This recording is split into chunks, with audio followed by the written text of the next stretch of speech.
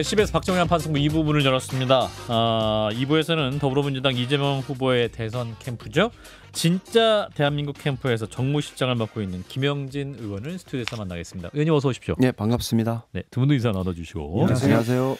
우리 의원님 지역구가 수원, 병, 경기 수원시 병. 오늘 지역구에서 좀 다녀오셨습니까? 네, 오늘 아침은 비가 엄청 많이 왔습니다. 예. 저희가 골목골목 경청 투어로 해서 다니고 있는데 오늘 아침에는 화서역에서 출근하는 직장인들한테 주로 인사를 많이 했습니다. 근데 엄청 비가 많이 와서 예. 힘들긴 했는데 그래도 저희들 의사를 전했고 또 반응하시는 분도 계셨고 그렇게 했습니다. 예, 오늘 이제 후보는 전북으로 내려가서 이제 유세 활동을 하신 것 같은데 이제 이재명 후보 입장에서 이제 대선은 명확하게 이제 후보로서는 두 번째 도전인 셈인데 지난 3년 전과 비교했을 때 어떤 점은 가장 큰 차이로 보십니까? 그렇죠. 실제 도전은 2017년은 후보가 안 됐고, 그렇죠. 2020년에 후보가 됐고, 예. 올해 25년은 돼서 사실 대선 출마는 세 번째입니다. 그렇죠. 그런데 실제로는 그 과정을 거치면서 대선 후보로서의 그 자세와 원칙이 분명해졌고, 현재 이 위기의 대한민국에서 어떤 사람이 대통령이 돼서 위기를 극복해낼 것인가, 그리고 그 속에서 자기의 비전과 정책은 무엇인가라고 하는 그런 입장은 분명한 것 같아요. 그리고 해당 시기에 필요한 리더들이 있다라고 저는 보거든요. 예. 위기의 시기에는 그런 위기를 극복해내는 그런 휘둘리지 않는 리더십을 가지고 같이 통합해 나가는 사람, 또 태평성대에는 좀 넓고 풍부하게 할 수 있는 사람, 예. 이런 상황인데 지금은 상당하게 국내적인 정치적인 위기, 또 국제적인 위기 속에서 대한민국 호를 국민과 함께 어떻게 할 것인가라고 하는 이 기점이기 때문에 거기에 맞는 이재명의 길을 현재 가고 있고 준비했다 그렇게 보고 있습니다. 예, 이제 후보가 초반에 이제 TK, PK 험지부터 찾았습니다. 근데 오늘 이제 발표된 한국갤럽이 지난 13일에서 15일 조사한 무선전화 면접 100% 방식으로 진행한 조사인데 자세한 내용은 중앙선거 여론조사 심의위 홈페이지를 보시면 되는데 여기서 이제 여론조사 결과를 보면 대구 경북에서 이재명 후보가 34%, 김문수 후보가 48%. 이게 이제 대구 경북에서 TK 지역에서의 지지율입니다. 이 부분은 또 민주당 입장에서 굉장히 의미 있게 보실 수 있을 것 같은데 어떻게 분석하고 그렇죠. 계시는지. 이재명 후보가 이제 경선이 끝나고 후보가 정식 후보가 된 이후에 큰 방향을 예.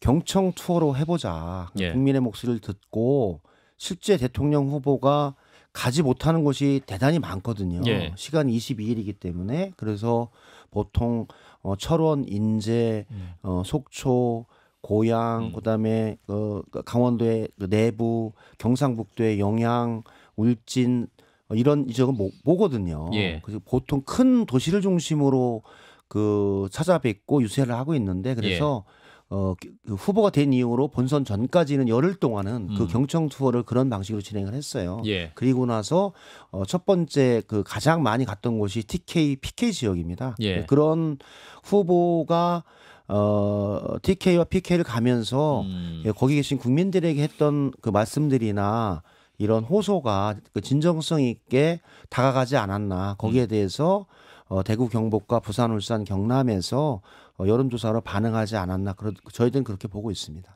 예, 그 보수층도 끌어안으려는 움직임이 눈에 띕니다. 이를테면 홍준표 전 시장 총리설 오늘 이제 관련해서는 지금은 선거 중이니까 나중에 당선 이후에 생각해 보겠다 이런 말씀도 했던데 그러면은 리스트에는 있는 거네요? 제가 보기엔 구체적인 것 같지는 않고요. 구체적이진 않다. 지금 대선이 진행되고 있고 지금 일주일도 안 됐는데 벌써 총리 얘기 나오는 게 너무 제가 보기에는 합니다. 빨랐고 그리고 예. 그렇다라고 보지도 않고 그것은 이재명 후보가 얘기했듯이 대선이 끝난 직후 제가 보기엔 중요한 인사이기 때문에 그 판단하에서 진행될 것이라고 보고요. 그래서 저희들이 TK 갔던 부분들은 두 번째 날에 박정희 라인이었습니다. 사실은 구미, 대구, 포항, 울산. 즉 70년대 우리 사회가 산업화를 통해서 선진국으로 도약하기 위한 소득 5천 불을 만들기 위한 그 노력의 지점이 사실은 구미, 대구, 포항, 울산을 중심으로 경공업과 중화공업을 통해서 대한민국이 86년에 5,000불에 이르렀었거든요. 그 시기를 겪었던 그 도시를 가장 먼저 찾아뵀습니다. 예. 그러면서 박정희의 정책이든 김대중의 정책이든 국민들에게 도움이 되고 필요한 부분이면 이재명은 가겠다. 그런 예. 취지에서 그 박정희 라인을 같이 갔었고 그런 말씀을 드려서 아마 그런 부분들이 많이 반영이 되지 않았나 그렇게 보고 있습니다. 그리고 그런 부분들에 좀 열려진 얘기를 할 수 있는 힘이 제가 보기에는 이재명 후보에게는 있다 이렇게 보고 있습니다. 깜짝 놀랄 만한 보수 인사 영입 조만간 있을 것이다. 김민석 그 상임 선대위원장이 최근에 말을 했는데 깜짝 놀랄 만한 보수 인사 누굽니까? 그건 김민석 본인이 위원장한테 놀라는 물어볼 것 건가요? 같은데 저는 구체적으로 잘 모르고요. 큰 흐름이 김민석 위원장만 놀라는 건가요? 그러면? 그럴 것 같아요. 원래 잘 그럴 것 놀라시는 같아요. 원래 잘 놀라는 잘 분이다. 놀라시는 성격인가요, 김승현님이?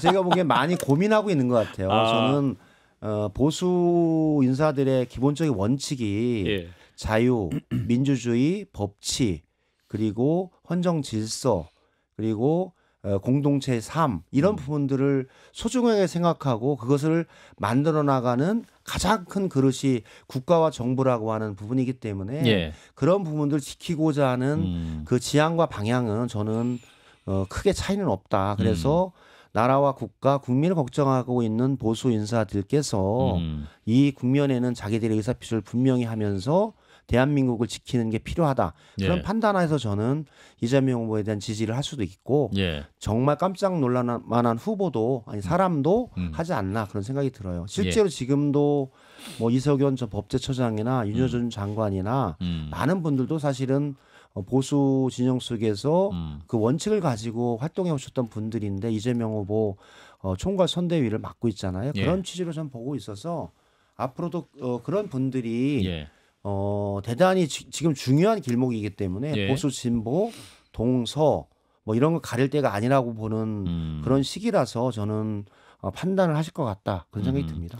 사실 일부에서는 그런 얘기도 있거든요. 그러니까 대선 캠프에 예를 들어서 말씀하신 뭐 윤여준 전 장관도 오셨고 그다음에 이석연 전 법제처장도 오셨는데 사실은 모셔서 어느 정도 자 우리가 이렇게 통합을 신경 써라고 하지만 사실은 윤여준 전 장관이 뭐 어떤 중책을 맡을 그런 지금 상황은 아니고 만약에 이제 대통령이 된 다음에 그러면 선거 기간에만 중도 또는 보수 우클릭을 표현하기 위해서 이분들을 모신 거고 혹시 만약에 집권을 하게 되면 이때도 과연 그럴까라는 의문을 갖고 있는 분들도 있거든요.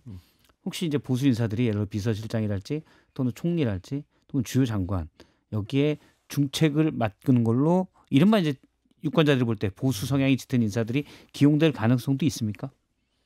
예, 그 질문이 어려운 질문이었나봐요. 물을 한 잔 드시고. 제가 보기엔 예. 뭐 그거는 뭐 이재명 후보가 결정할 사안이지만 기본적인 원칙과 방향에 대해서는 이재명 후보가 분명히 밝혔다고 보거든요. 그러니까 보수든 진보든 그가 과거에 어느 정당에 있었건 어느 역할을 했었건 지금 시기에 이 위기 극복과 회복과 성장 그리고 국민 통합을 위해서 그의 역량이 필요하다라고 판단되고 적재적소에 필요하다면 예. 그 사람을 폭넓게 광폭 인사로 쓰겠다라고 예. 하는 원칙을 밝혔기 때문에 전 충분하게 그런 원칙에 따라서 할 것이다라고 봅니다. 예, 우리 이재용 의원님이 날카로운 질문을 준비하고 계셨습니다. 아 그래요? 예, 준비해 주세요. 액션. 일단 이재명 후보의 그 공약 뭐 디테일하게 제가 보지는 않았는데 공약을 보면은 처음에 뭐를 우선순위 두냐가 굉장히 중요하잖아요. 근데 처음 AI에 100조를 쓰겠다고 뭐 경제 관련된 것 같긴 한데 디테일은 좀 빠져 있기도 하고 두 번째가 보니까 내란 극복과 캐민주주의 위상 회복 그래서 민주주의 강국. 근데 그거는 내용을 따져보면은 결국에는 검경 수사권 조정 소위 말하는 검찰 개혁 사법부 개혁 뭐 이런 걸로 들립니다. 그리고 세 번째 공약이 가계 소상공인 활력 증진이라고 했지만 그 내용을 또 들여다보면은 이재명 대표 후보 생각하면 생각나는 하나의 저 지역 화폐 뭐 이런 것들이잖아요.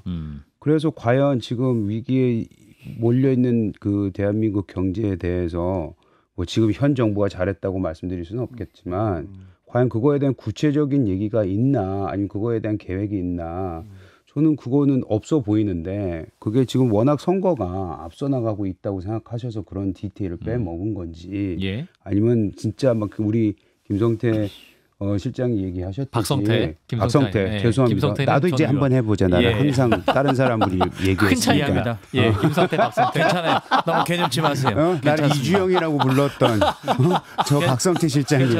아 오늘 한번 보복하네. 예, 괜찮습니다. 예, 그래서 예, 그런 부분에 있어서는 대통령이 만약 된다면 그 이후에는 우리가 민주당이나 진보 진영에서 봤던 그런 정책들이 또 다시 나오는 게 아닌가 그런 우려가 좀 있고요. 특히 사법부에 대한 이런 공격성 발언들은 지난 몇 주간 계속되어 왔잖아요.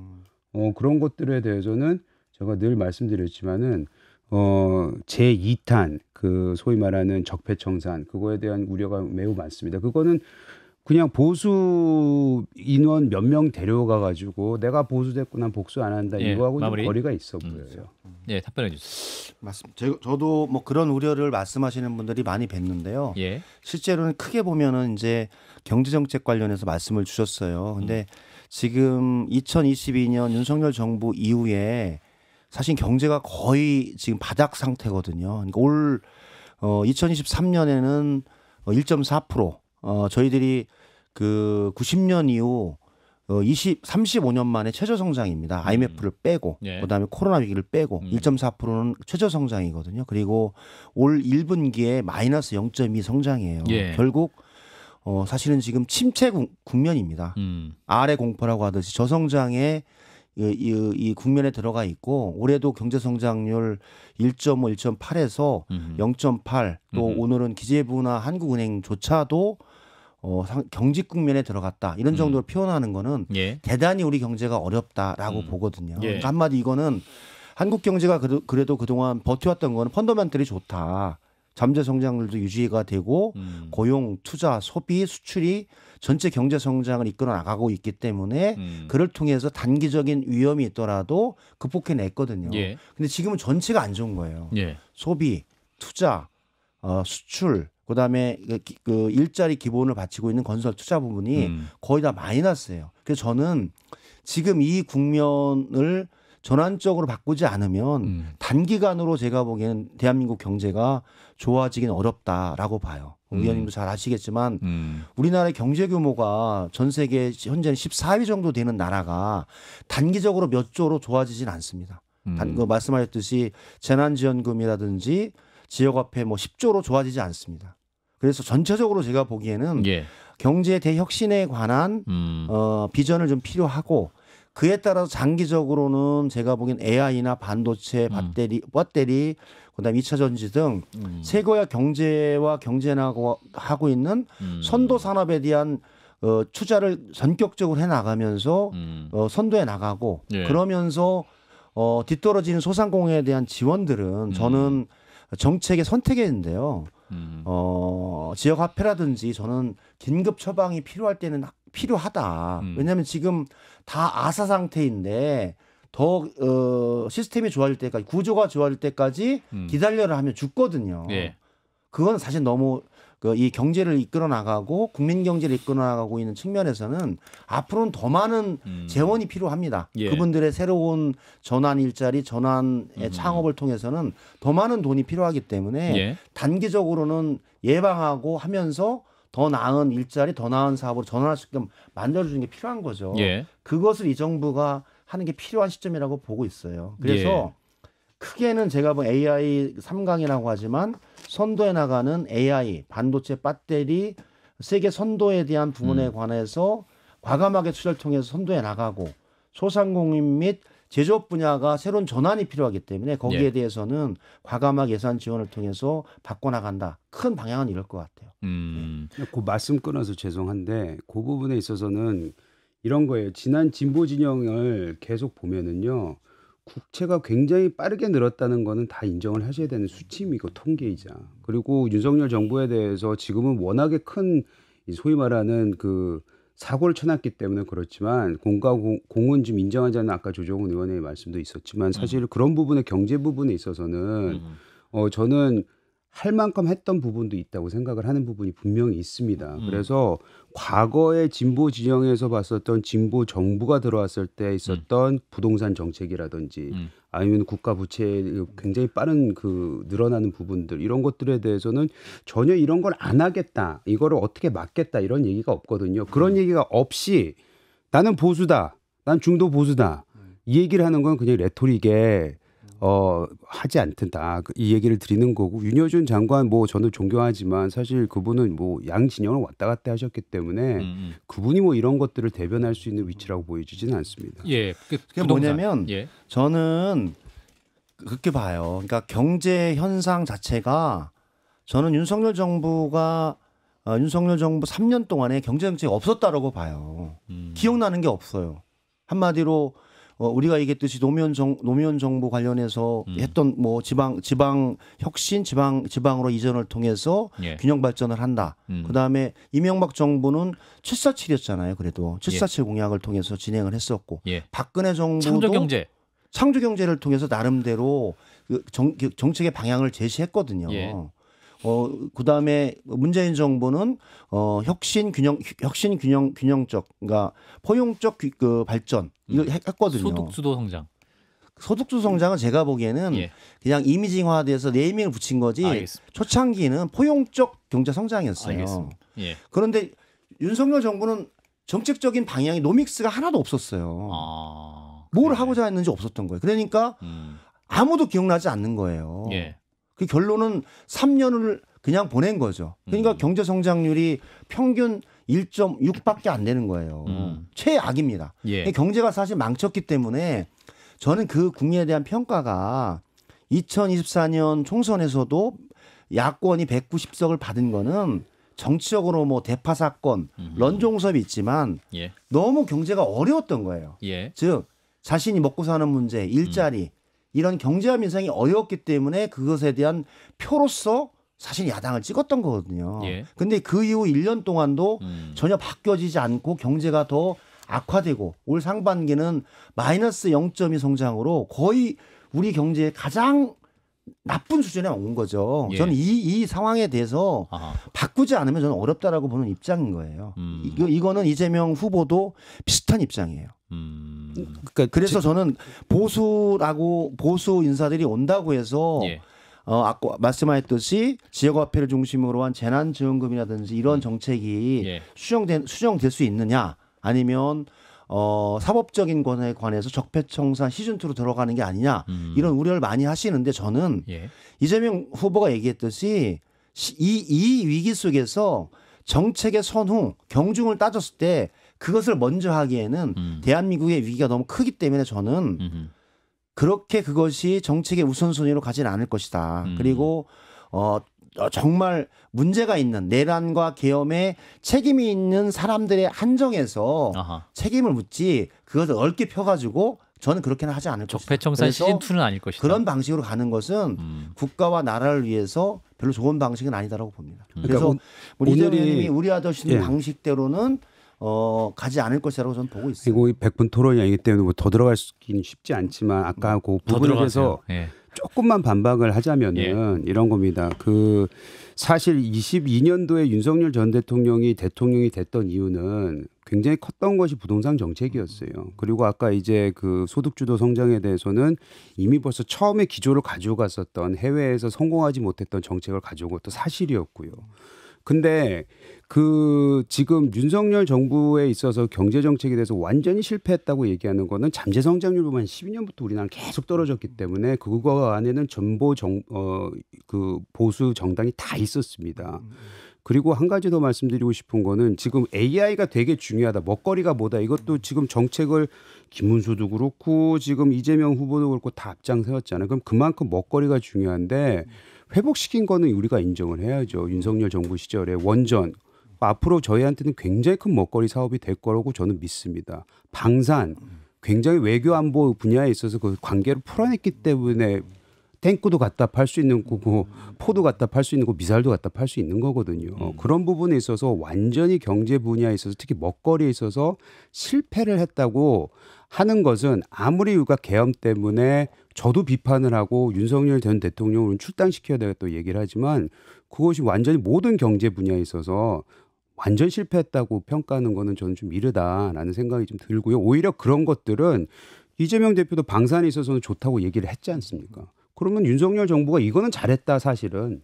그러니까 이런 건 내가 이어받아서 하겠다라는 얘기를 하는 게 보수가 될 수 있는 아니면 중도 보수라는 모습을 보여주는 메시지가 아니라는 아쉬움이 있어서 말씀드리는 그래요. 겁니다. 뭐 주신 말씀 관련해서 저희들도 많이 고민하고 있고, 예. 근데 전체적으로는 저희들은 이제 뭐냐면 큰 거시 경제적 측면에서 경제 성장률과 고용, 투자, 그다음에 이런 부분들 자체가 이 윤석열 정권 3년에 가장 낮은 수치를 기록했기 때문에 그것을 평가했던 거고 예. 말씀하셨듯이 부분적으로 국방, K 국방, 디펜스 분야에 관련한 부분들은 뭐 대유럽 수출이라든지 여러 가지 기술 개발을 통해서 새로운 먹거리 분야로 만들어지고 그것을 이재명 후보도 당연히 그것을 계승해서 확대 강화해 나가겠죠. 그런 부분들은 저희들은 같이 긍정적으로 평가를 하고 있습니다. 네. 모든 게 다인데 전체적인 분야가 전체적으로 경제적인 침체와 흐름이 나빠졌기 때문에 그것이 국민적으로 지금 피부적으로 느끼고 있거든요.